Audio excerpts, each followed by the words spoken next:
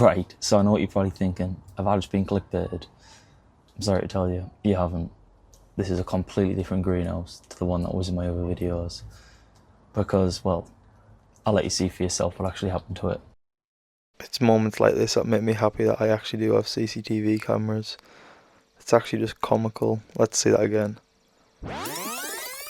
Absolutely no clickbait here, guys. My greenhouse got blew into the middle of nowhere. I know you're probably thinking, the greenhouse looks intact, could you not just go get it back? Well, I found it on a dog walk and just look at the state of it. So yeah, the greenhouse might have left in one piece, but it certainly wasn't in one piece when I found it. I still brought it home, and this was absolutely gutting. But as the saying goes, if you don't laugh, you'll cry. In fact, I nearly did cry. Well, for starters, it took me 3 weeks just to get to this stage and be sat in a new greenhouse. 3 weeks. That happened at the start of the month.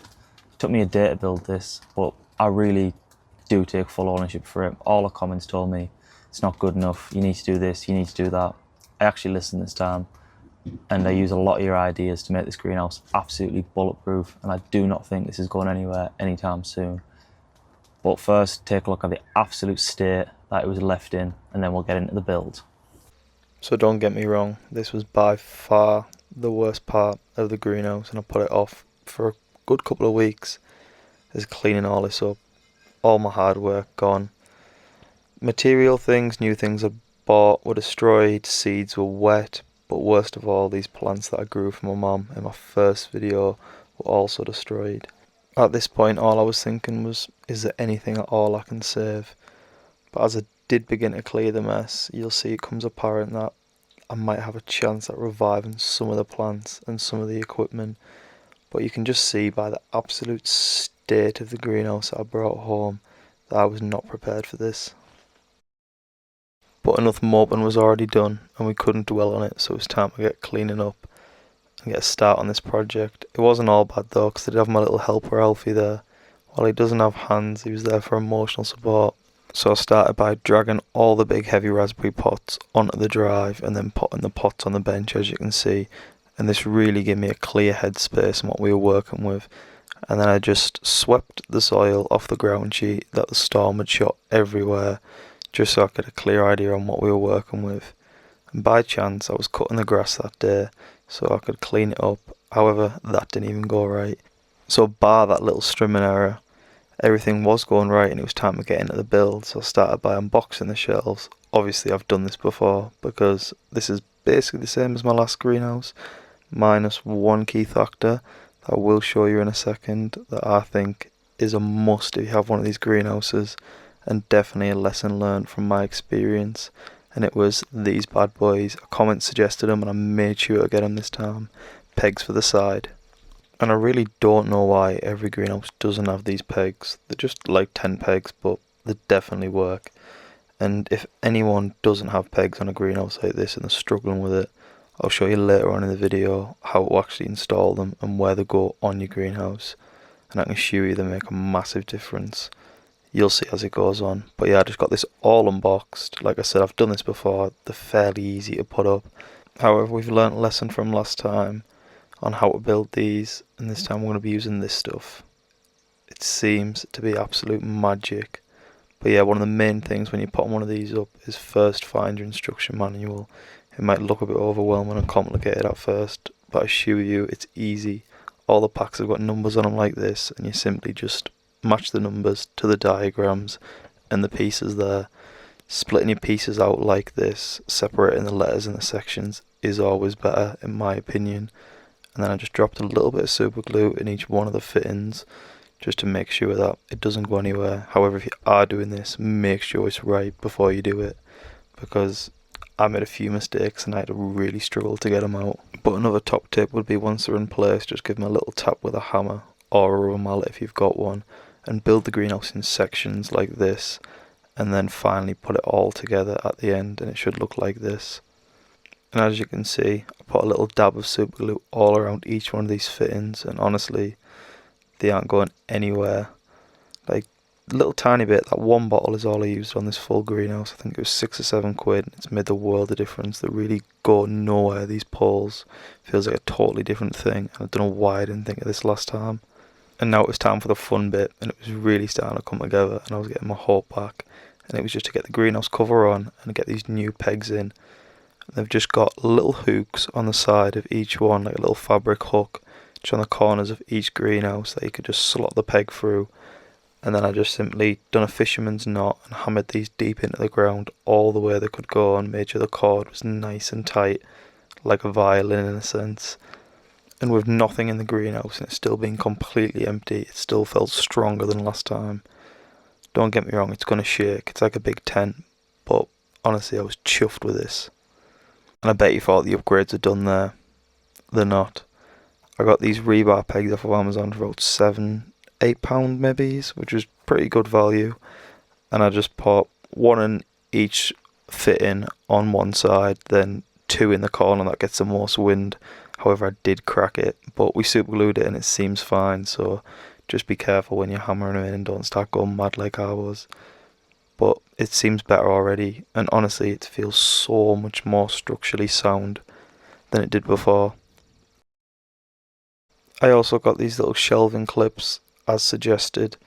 They're alright, but I'm going to be using tie clips as well just to make sure it is extra strong, and I managed to save some shelves from the last greenhouse, so it's quite nice. I've got a bit of my old greenhouse in my new one. But yeah, here you can see, as a commenter suggested, some fast growing bushes. Raspberries are the best I can do, I'm sorry Lucas, but I also have improvised this side with a shelving unit just to block a bit of extra wind, and then I've got pallet collars just on either side to stop wind from getting underneath it, and I put all my heavy stuff on the bottom just to keep weight off all those higher shelves, just because if the greenhouse has got a low centre of gravity there's less chance of it blowing away really. But however, take a look at the plants. If you remember my first video, we had so many flowers that we planted for my mum, and they really aren't in the best shape. I don't know whether they'll survive or not, but I'm going to try anyways. The strawberries are fine. The rhubarb also does look a little worse for wear. However, there is some positive news to this video. Well, bar the fact we've got a brand new greenhouse that is bulletproof, but we've got some plants to replant. I've got some peas for you. I'll bring them in now. We'll get these repotted because in a few weeks, I think I'm going to be building myself a little raised bed. Right, so I've got the peas. They're pretty healthy. These obviously were inside, hence why they survived and they aren't all crushed like the rest of my plants that were in the greenhouse and got blew away. But yeah, I've got some pots here. I'll get all these laid out, get them filled up with my compost down there. That's sieved, and I did get some perlite, like a comment suggested. There, just a little bag of it, and I mixed it in, and it really does seem to be better. But yeah, so it's mixed in there. These are down here. Get them transplanted in these pots. It's not a huge upgrade, but it's a decent bit of size, and I think I'm going to keep them here for 2 weeks maybe, and then I'm going to put them in my new raised bed. So let's get into it. So I'm doing it this way because I've got a lot of peas to sow, and there is 2 seeds in some of the modules, so it'd be a bit hard separating them now because it's been so long. But yeah, I just filled them 2/3 of the way full with my potting mix. That's mixed with perlite, as a comment suggested, and it honestly is a game changer. And then I'm just going to place the seeds once I get them out of the module in the pot and backfill them. But first I've got to take the little propagator case from the seed trays so I can get my fingers underneath to squeeze them and prevent any roots getting caught or tangled. Right, so like I said, some of these cells do have 2 peas in, but I'm just going to plant them how it is because really I don't think it really matters that much, and I have deliberately let these dry out. So, oh, would you look at that? It's quite a good root system going on. Then I'm just going to drop it in the pot, like I said, 1/3 of the way full, and then just backfill it round.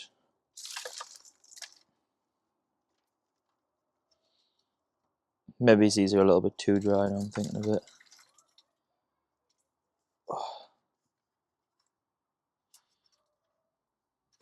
So it was at this point I came to the conclusion that these peas are going to need some support even while they're in the greenhouse.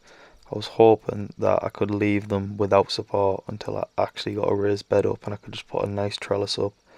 However, we managed to come around it, and I found some old bamboo stakes and then just tie clipped the peas around them, and it honestly worked really well, a lot better than I expected.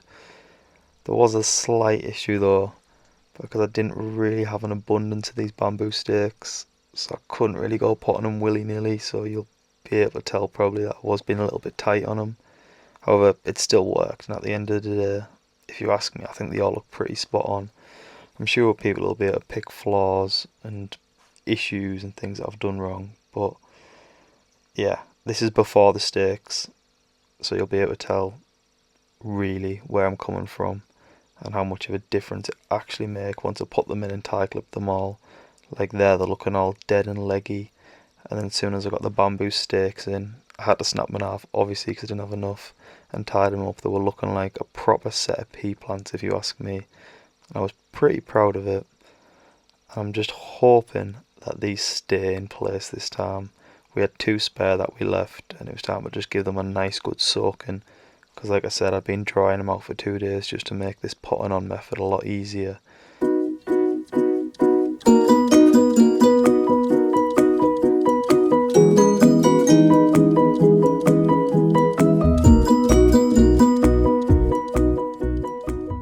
So we've got all them done now. That's the first small win of the new greenhouse. Greenhouse 2.0, that's what I'm going to call it, because it's new and improved. With them, there's a few things to do different next time, a few learning curves. For starters, I wouldn't sew them directly in these cheap modules. I'd go straight into these, and I'd do 1 at a time as opposed to 2, because 2 is a little bit messy. However, I do think the sticks and tie clips work really well, and it's held them up pretty good, and I enjoyed doing it while it did take a while. But yeah, hopefully we can get these growing. 2 weeks maybe in the greenhouse. I've got loads of strawberries here. I've got loads of good videos planned. But yeah, get these in here 2 weeks, then hopefully I can get myself a raised bed built and we'll get them planted in the ground. But yeah, that's been me for today. I tried to take a little bit of gloom off the video after that complete disaster. Thanks for watching. Please like and subscribe.